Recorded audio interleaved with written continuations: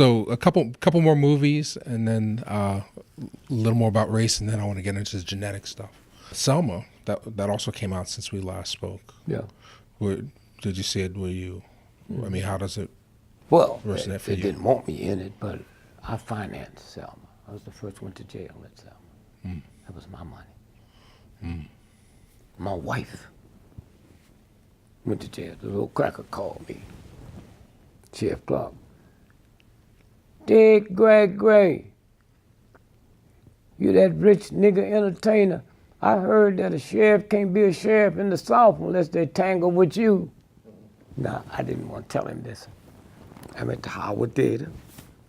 I go to the Apollo the next Tuesday, $25,000 plus a percentage.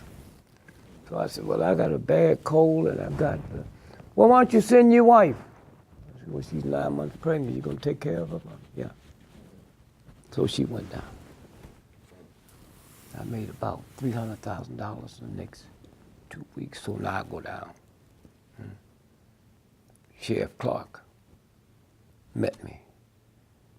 He said, Mr. Gregory, I've arrested a lot of nigger bitches and a lot of poor white trash, but your wife is the first woman I ever, I don't need no praise from some garbage like you. How much you want for this hoe? Huh? $2,000 bill. Here's 1,000 and I'll get back to you. Said, why'd you drop it on the floor so you ain't be sitting me up? I wouldn't pick up no money a nigga threw on the floor. Fuck you. Who cares? I've lived with a real woman. You ain't lived nothing but scum. Okay? All your life. And he said, well, let me tell you what you do. He said, go across the street. And he figured out a mystery for me. In the South, man. The juke joints, gambling, was right across the street from the police headquarters. I didn't know it was the police. The niggas was running for the police. I didn't know that. He said, go across the street and tell them boys, give you $1,000. So I go over and I think it was a check they wanted. No. So I came down and give it back to him. He paid for it. Huh? This way. They were mad at the Justice Department because every day Bobby Kennedy would send 7 agents in to see if she was okay. He wanted anything, said, well, just a Coke and 7 glasses so I can split with the women in here. It was Lillian. So we knew what that was about. King wasn't part of that. That was Snick, okay? John Lewis. King folks wasn't there until the whooping. The whole world saw it. Then the energy started. They wasn't marching from Selma to Montgomery. The reason this president is in the White House, Jimmy Lee Jackson, little deacon, 34 years old. He went down to register to vote and they wouldn't let him. So he called James Orange at SCLC. He said, man, sure wish you'd come down and help us. So they did. So the guy called me. I said, well, let me see. So Leo said, well, I can get you a plane, we'll get there, but then you still like 30 minutes away. I said, okay. So by the time I got there, blood was running in the street, man. And what had happened was they shot all the lights out. And then they started beating them. Jimmy Lee Jackson's mother, which was played by... Lorraine Toussaint? No. Oprah. Oh, Oprah, right, okay. And they was beating her daddy. And she went to pull him off of that. Then they started whipping her, which was Jimmy Lee Jackson's mother. So they pulled him out. They shot him in the belly 5 times. And carried him to jail to book him. Didn't take him to the hospital? Not till the next day. Then he died. And that's what the march was about. Wasn't about no voting rights. Huh? It was about Jimmy Lee. And that's when the hell broke loose. You go by Jimmy Lee Jackson's grave, they come by there with rifles, man, shooting the tombstone. No, I mean, after again reading your book, just seeing all the sacrifice, the movement, and people are looking for answers. I just saw the Black Panther documentary, and people are there. They're like, is armed rebellion the answer? Like, well, how do we conquer this white supremacist? You can't. You can't. Or at least get our fair justice or You liberation. can't get fair justice. The fact that, what kind of fool are you, man? Huh? That's like Jews sitting around talking about what they're going to do to the Germans. Huh? They didn't overthrow the Germans. Mightiest armies on the planet closed out Jews. So what makes you think you gonna do something when you don't even know what's going on? At least the Jews wasn't joining the German army like us. Happy pops in the army. Happy this and that. Huh? That's what I'm saying. We don't know. When you walked out your house tonight, there's white folks can tell you to go back in, and you come out, we'll kiss you. You can't do that to white folks. The Pope just left here. The mob goes and confess every morning. Oh, would you please forgive me? We killed 12 people last night, but you got to do it quick because we got 7 more we got to get before noon. It's white folk business. Well, I think that phrase post-racial is starting to disappear now. Like after Obama was elected, a lot of people thought that some great advance had occurred, but now we're starting to see. Something did happen. Okay. Why do you think black folk from the Caribbean can come here and do better than we can? Because with all the poverty and all the bullshit, they did see black folks in charge. They didn't know it was fake. They didn't know it was fake. Jamaica, you ever been to Jamaica? Not yet. Okay, the #1 killer of young people in Jamaica is not crack, not alcohol, bleaching cream. Okay? They're trying to pass legislation to keep that German bleaching cream out. It's killed too many people. And these niggas tell you they super black. When I first met up with what's the great entertainer in Jamaica? Bob Marley. Yeah. I didn't pay that much attention to it. I didn't know.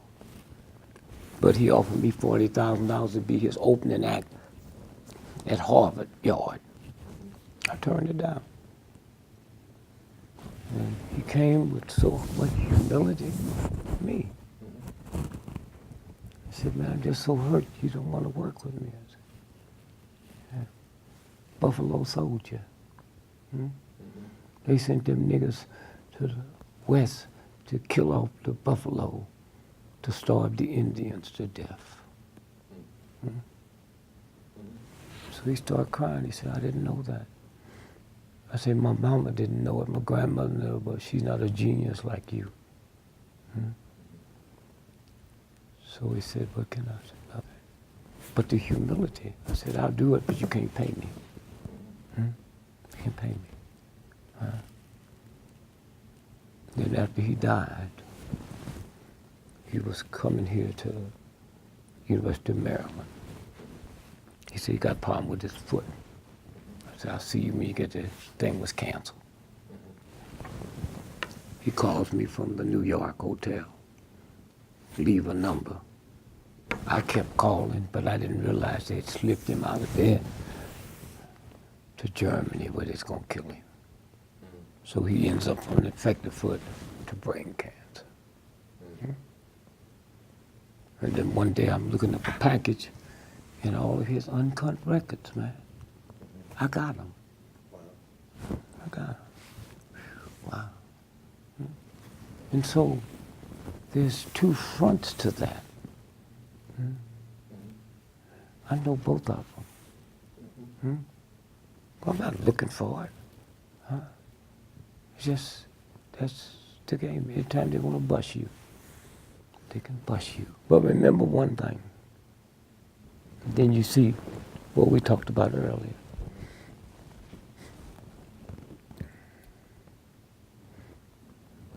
2 billion years ago, that big horrible thing, bigger than mountains, left the planet, the dinosaur.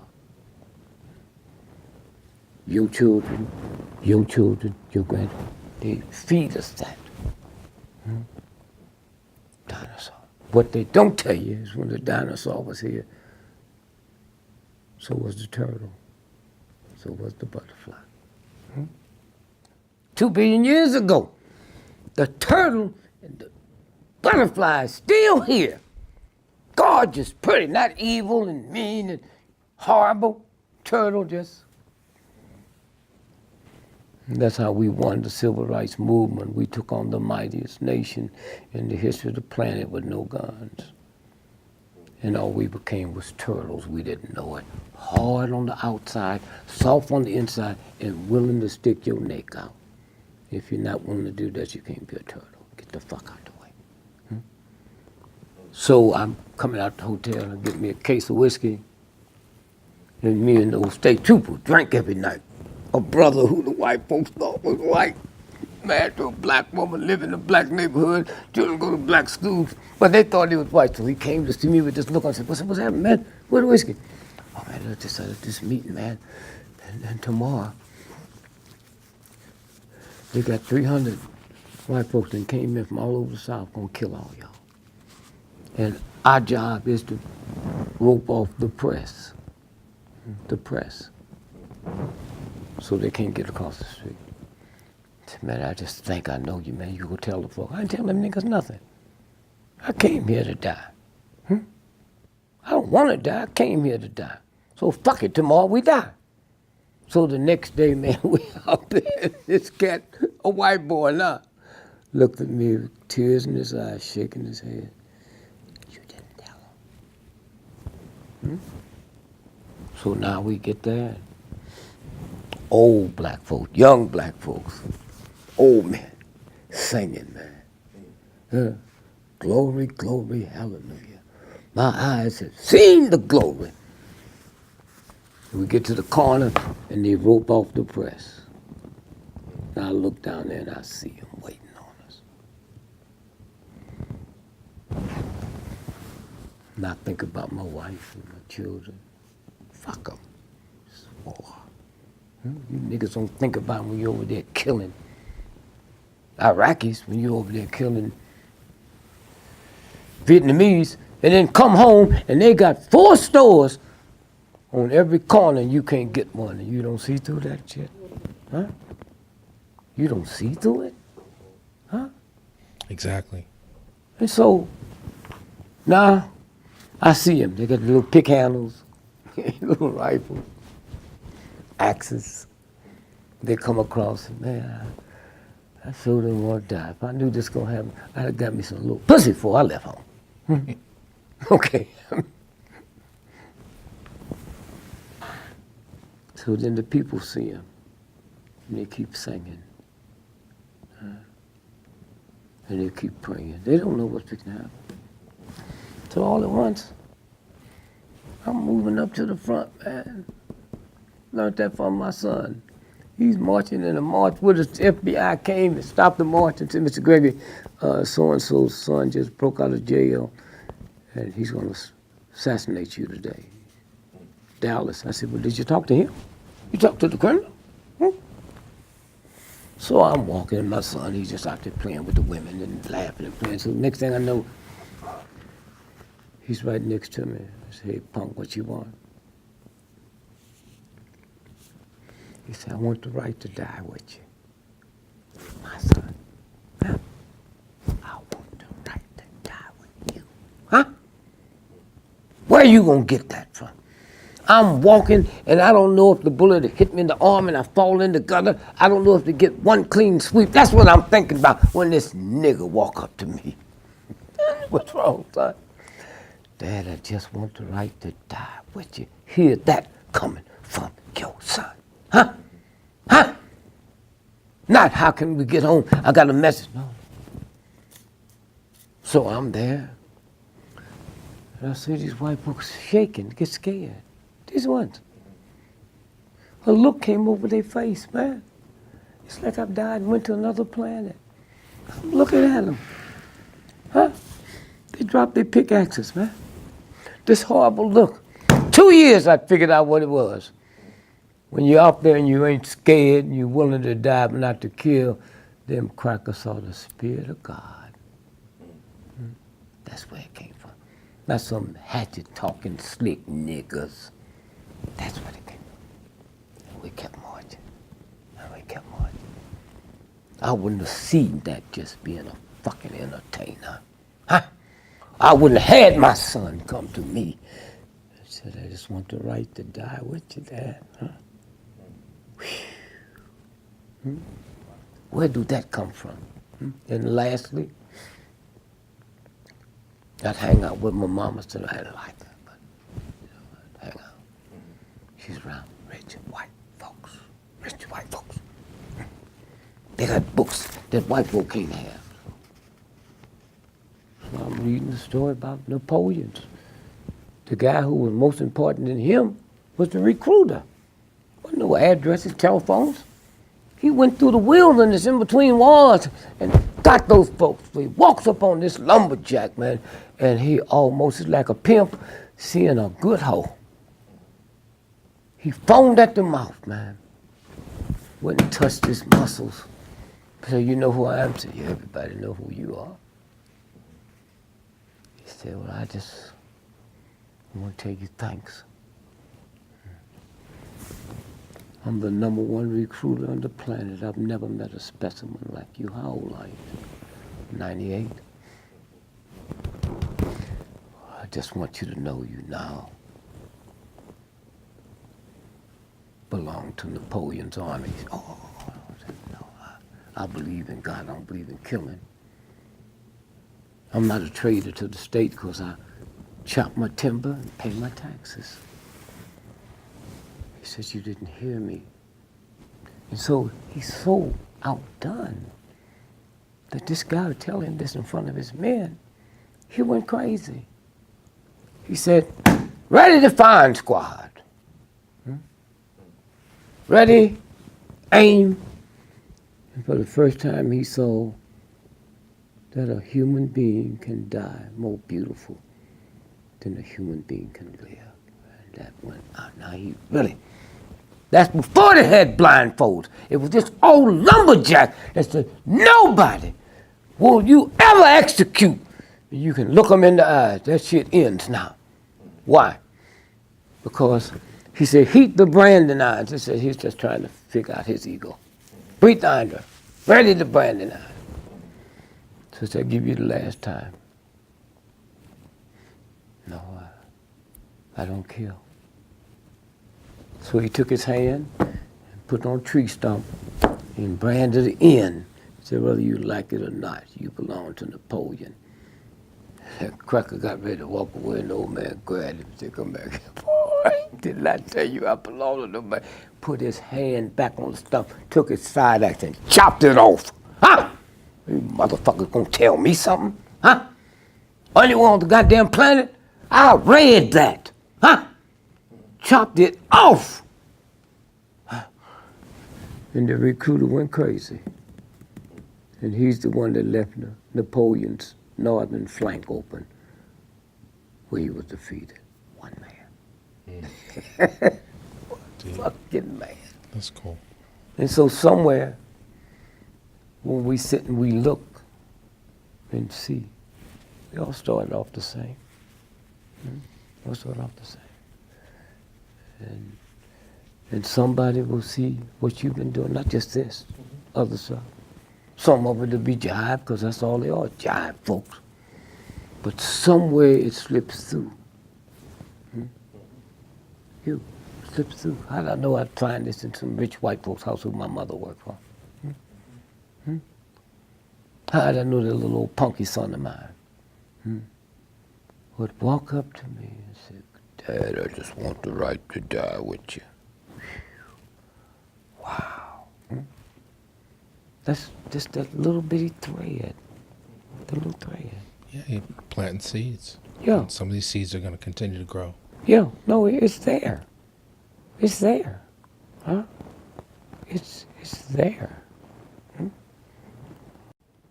White folks loved Bill Cosby so much.